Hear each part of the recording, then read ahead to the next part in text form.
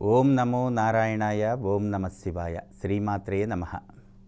ABN channel వీక్షకులందరికీ శుభాశీస్సులు.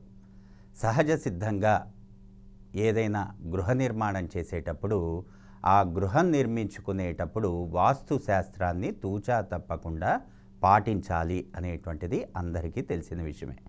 ఇక్కడ వాస్తు శాస్త్రము అన్నాం. అసలు ఈ వాస్తు శాస్త్రము అనేటువంటిది ఏమిటి, తప్పకుండా మనం పాటించి తీరవలసిందేనా అనేటువంటిది చాలామందిలో సందేహంగా మిగిలిపోయింది. ఇక్కడ వాస్తు శాస్త్రము అనేటువంటిది జ్యోతిష శాస్త్రానికి అనుకరణ. ఆ విషయం ముఖ్యంగా మనం గుర్తుపెట్టుకోవాలి. అంటే జ్యోతిష శాస్త్రంలో ఏదైతే ఉన్నాయో 12 రాసులు, అంటే మేషరాశి నుండి మీనరాశి వరకు ఉండేటువంటి రాసులు, అదేవిధంగా అశ్వన్యాధి నక్షత్రాలు 27 అశ్వన్యాధి నక్షత్రాలు అంటే ఏమిటి, అశ్వని నక్షత్రం నుండి రేవతి నక్షత్రం వరకు ఉండేటువంటి ఆ యొక్క నక్షత్రాలు.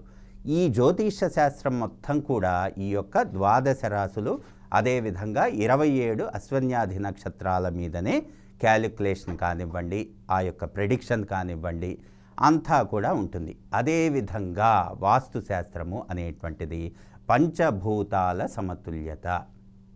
ఇక్కడ పంచభూతాలు అందరికీ తెలిసిందే: భూమి, నీరు, నిప్పు, ఆకాశము, వాయువు.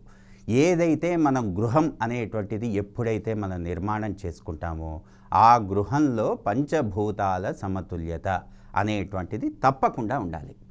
ఎప్పుడైతే పంచభూతాల సమతుల్యత ఆ ఇంట ఉండదో అది వాస్తు దోషంగా పరిగణలోనికి తీసుకోవాలి. అందుకే వాస్తు దోషము అనేటువంటిది లేకుండా ఉండాలి అంటే ఇంట్లో పంచభూతాల సమతుల్యత అనేటువంటిది ఉండి తీరవలసిందే. అయితే వాస్తు శాస్త్రంలో మనం పంచభూతాలనే మెయిన్గా తీసుకోవాలా, లేకపోతే ఇంకేమన్నా విధి విధానాలు ఉన్నాయా అనేటువంటిది ముఖ్యంగా తెలుసుకోవాలి.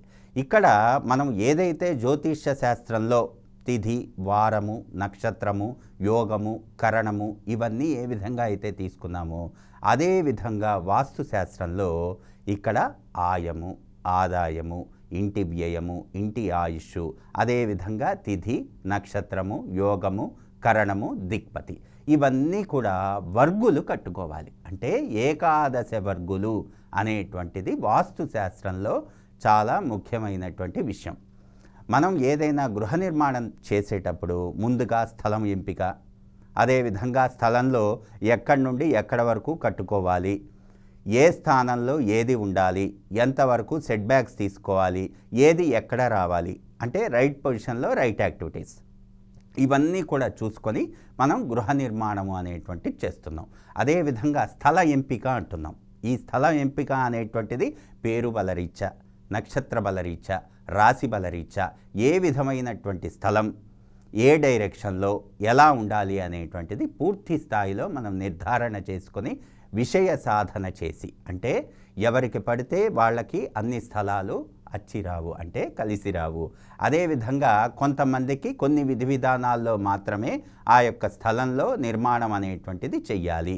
ఇవన్నీ కూడా పాటించి ఎవరైతే గృహ నిర్మాణం చేస్తారో ఆ ఇంట గృహశాంతి ఉంటుంది, గృహస్థులకి అష్టైశ్వర్య సిద్ధి కలుగుతుంది అంటల్లో ఎంత మాత్రం సందేహం లేదు. ఇక్కడ స్థలం ఎంపిక అన్నాం.